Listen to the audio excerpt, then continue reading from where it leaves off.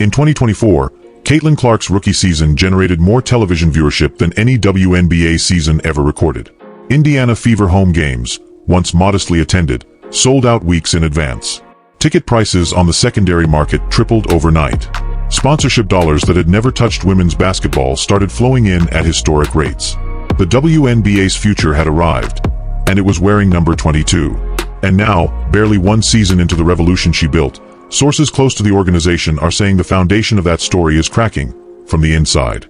Today, we are pulling back every layer of the fractured relationship between Caitlin Clark and Indiana Fever head coach Stephanie White, from the early warning signs that most people completely missed, to the practice floor tensions that insiders refuse to discuss publicly, to the body language that tells a far more honest story than any carefully worded press conference ever could.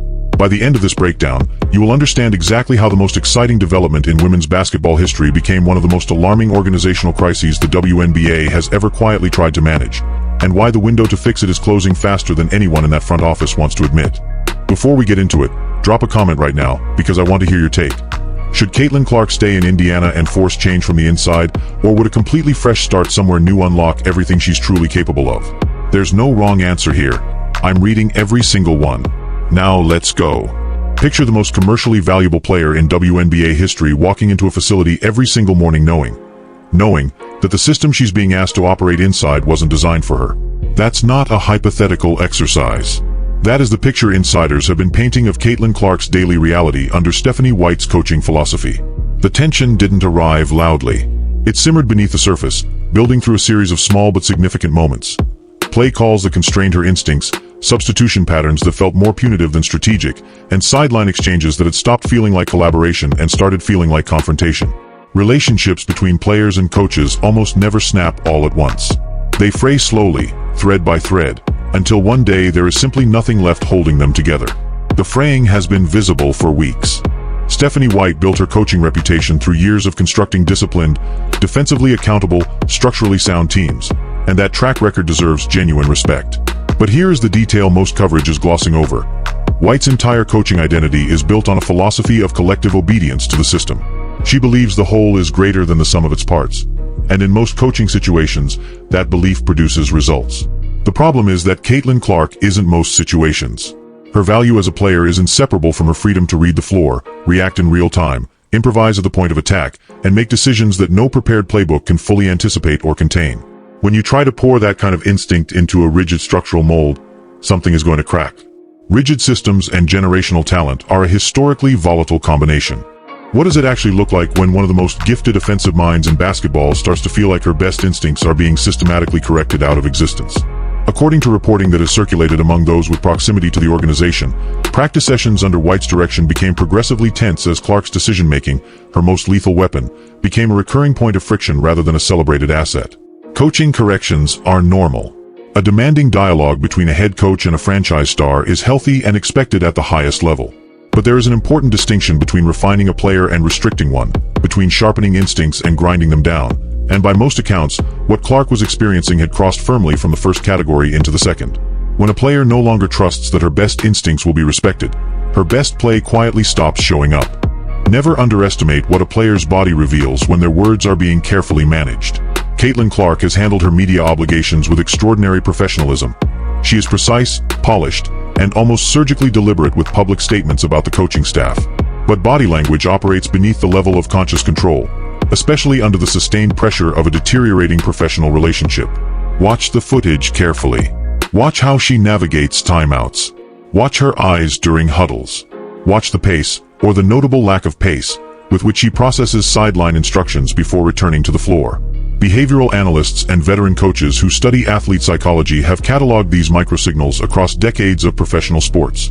When they appear in clusters, the translation is rarely optimistic. Disengagement becomes visible long before it becomes audible. Imagine you are a role player on the Indiana Fever.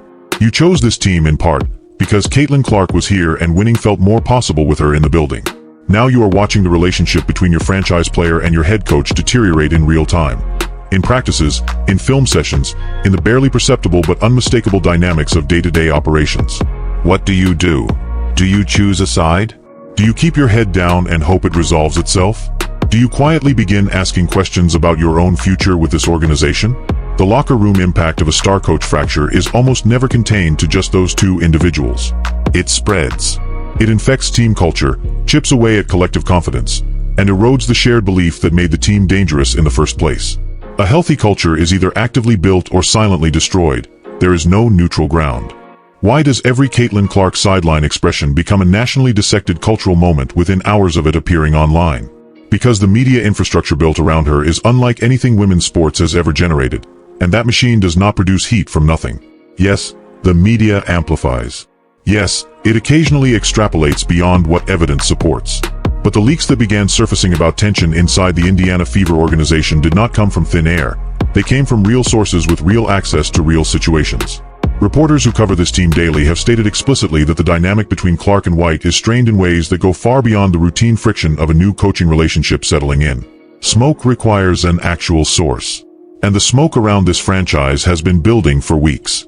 In professional sports, power players signal their dissatisfaction long before they ever announce it. The signal mechanism is simple. They stop volunteering loyalty. Listen carefully to what Caitlin Clark has, and has not, said publicly about her future in Indiana over the last several weeks. She has not issued warm declarations of long-term commitment to the franchise. She has not defended Stephanie White's system in interviews when given natural opportunities to do so. She has not pushed back against trade speculation that has been circulating with increasing seriousness across league circles. In the unspoken language of professional sports, where publicly endorsing your current organization is the default expectation for any franchise player, the absence of that endorsement is itself a statement.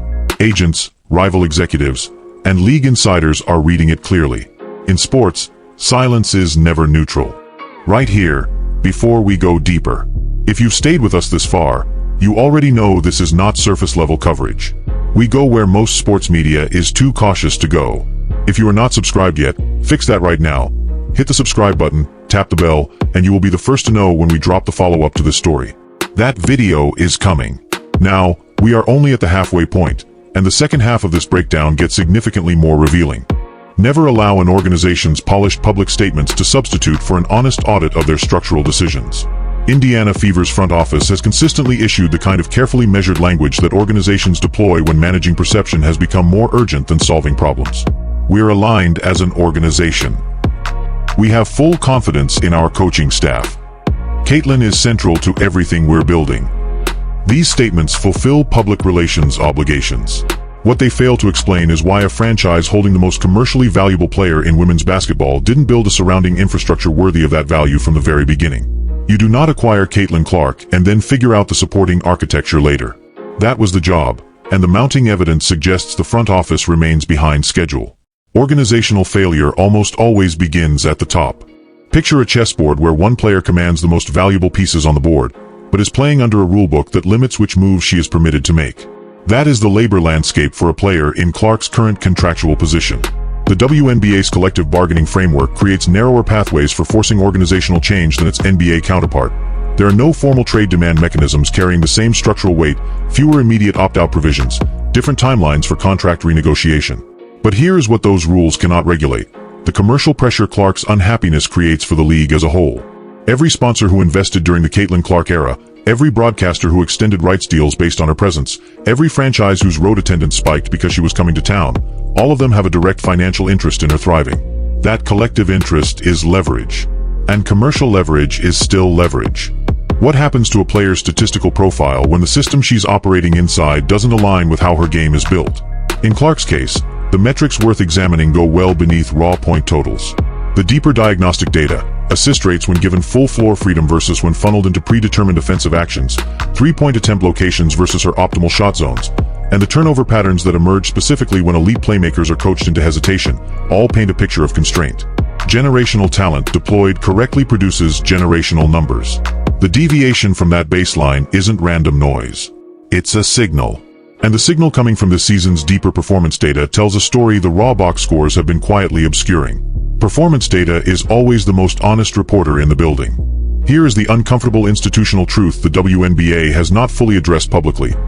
The league's historic growth over the past 2 seasons was not the product of a gradual cultural shift. It was largely a single catalyst named Caitlin Clark. Her arrival rewrote broadcast rights valuations, flooded arenas in markets that had been largely indifferent to women's basketball, and brought sponsorship categories to the table that the league had spent years pursuing without success. That growth is now structurally dependent on her continued engagement, happiness, and elite performance within a functional environment.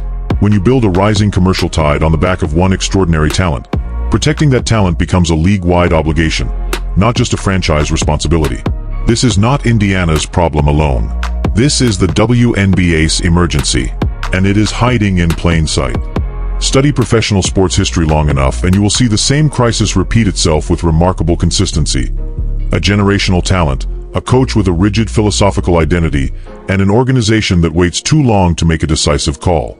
The outcomes almost never vary in any meaningful way. The star player either outlasts the coach, because the commercial math eventually becomes too obvious to ignore, or they leave, and the franchise spends the next several years in structural and reputational rebuilding. The organizations that emerge from these conflicts with their credibility intact are the ones that acted with honesty and speed, acknowledged the misalignment directly, made the structural adjustment necessary to protect their most valuable asset, and built around their stars game rather than trying to engineer their stars game into something more convenient. Indiana Fever has a clear historical roadmap available to them. Whether they follow it determines everything. History consistently rewards decisive action taken early. Walk into any WNBA conversation on social media right now, and you will find something that would have been almost unthinkable 18 months ago. Caitlin Clark's most devoted fans are directing their frustration not at rival players or external critics, but at Indiana Fever's own organizational decision-making. This matters at a level far beyond the emotional temperature of online communities. Her fan base is economically activated in ways that produce measurable, trackable financial data. Ticket purchasing behavior, merchandise sales trends, streaming engagement patterns, and road game attendance numbers all respond to the mood of a passionate, organized, and financially engaged fan base. When that fan base begins publicly signaling disappointment with the franchise itself, and it has, consistently, for weeks, the front office is no longer looking at a public relations problem. They are looking at a revenue problem dressed in the language of culture. Fan sentiment is financial data. What would it actually look like if both Caitlin Clark and Stephanie White were given exactly what they each need professionally? Clark needs creative authority at the point of attack, a system deliberately constructed around her playmaking and shooting strengths, and a coaching relationship grounded in mutual trust rather than recurring correction. White needs organizational commitment to her defensive philosophy, staff stability, and the institutional authority to build a program without constant pressure from above or below. Here's the part that makes this so frustrating from the outside. Those two sets of professional needs are not inherently incompatible. Bridging them would require a level of honest facilitation, a genuine organizational intervention that has clearly not yet occurred at the scale the situation demands. Most professional relationship breakdowns are not caused by irreconcilable differences. They are caused by insufficient communication at a critical inflection point. Every situation at this level of visible tension resolves along one of three trajectories, and the costs of each path are radically different depending on how long the organization waits before choosing. Path 1 is genuine reconciliation. The Fever bring both parties into a structured, facilitated dialogue, real compromises are reached, and the season moves forward under a recalibrated dynamic. Analysts with league access place the probability of this at low, not because the outcome is impossible, but because meaningful compromise requires both parties to want it equally and urgently. Path 2 is the coaching change. White departs at season's end, and Indiana Fever constructs their next staff hire explicitly around Clark's needs and game. This is the commercially rational outcome, and currently the most probable. Path 3 is separation. Clark exercises whatever leverage mechanisms are available to her, and Indiana Fever writes the most expensive chapter in the franchise's history. Every day the organization delays this decision, the first path becomes less accessible and the third path becomes more inevitable. Decisive action is always cheapest at the beginning. Hold on to this above everything else in this breakdown. Caitlin Clark is at the absolute beginning of what could be a 15-year career that permanently reshapes women's basketball. She is not in a moment of decline looking for an exit. She is in a moment of ascent being slowed by an institutional misalignment that should never have been allowed to reach this stage. The decisions being made inside that building right now, by her, by Stephanie White, by Indiana's front office, and by WNBA leadership, will either establish the foundation for a dynasty or trigger the most preventable talent exit in the league's modern era. Players who escape broken situations early in their careers tend to emerge sharper, more determined, and ultimately more successful. The franchises that allow them to leave spend years, sometimes decades, explaining the decision to their fans. The urgency of this moment is not about this season's standings. It is about the next 15 years of what women's basketball could become. The cost of further inaction compounds every single day. Right now, in a gym somewhere, Iowa, Connecticut, Los Angeles, a city we haven't heard of yet, a 14-year-old girl who wants to build a career in professional basketball is watching how this situation resolves. She is watching whether the WNBA protects the players who build it. She is watching whether the franchises that receive generational talent respond with the kind of generational organizational commitment that talent deserves in return. She is watching to see whether the most commercially important player in the league's history can be placed inside an institutional dynamic that diminishes rather than elevates what makes her extraordinary, and whether anyone in a position of authority steps in to fix it. What she observes will quietly influence whether she dreams of the WNBA or redirects those dreams elsewhere. The Caitlin Clark situation is a mirror being held up to this entire sport, and the reflection demands an honest response. Every generation of players is watching this one. So here is where we land. The relationship between Caitlin Clark and Stephanie White has arrived at the kind of threshold that experienced sports executives recognize immediately. The type of moment where decisive, honest action is the only route that doesn't lead somewhere significantly worse for everyone involved. Whether resolution looks like a genuine structural rebuild of their working relationship, a coaching transition, or something more consequential, it has to happen soon. Because the alternative is watching the WNBA's most important player navigate toward an exit that produces no winners and leaves a damage trail that the league will spend years trying to repair. We will be covering every development in this story as it breaks.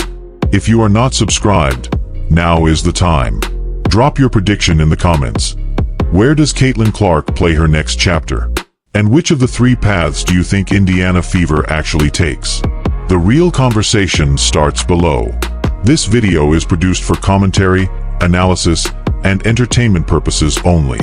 All analysis and opinions expressed represent interpretation based on publicly available information and reporting. This is not professional sports, legal, or financial advice. Please consult a qualified expert as needed.